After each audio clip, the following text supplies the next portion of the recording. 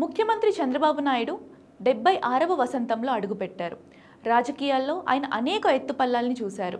ప్రస్తుతం ఆయన సీఎంగా బాధ్యతలు నిర్వహిస్తుండటంతో సహజంగానే శుభాకాంక్షలు వెల్లువెత్తుతున్నాయి. పవర్కు ఉన్న ఆకర్షణ అలాంటిది. అయితే రాజకీయాలకు అతీతంగా ప్రధాన ప్రత్యర్థి మాజీ ముఖ్యమంత్రి వైఎస్ జగన్మోహన్ రెడ్డి శుభాకాంక్షలు చెప్పడం ఆకట్టుకుంటుంది.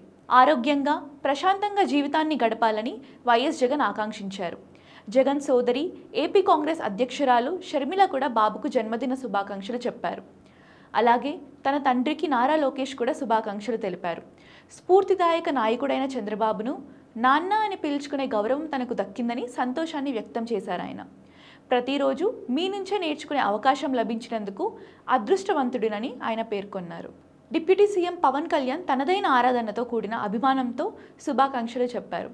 చంద్రబాబు పాలనలో ఆంధ్రప్రదేశ్ అన్ని రంగాల్లో అగ్రస్థానంలో నిలుస్తుందని పవన్ అనుభవం వ్యక్తం చేశారు. బాబుకు సంపూర్ణ ఆయురారోగ్యాలను, సంతోషాన్ని అందించాలని భగవంతుని ప్రార్థిస్తున్నట్లు పవన్ తెలిపారు.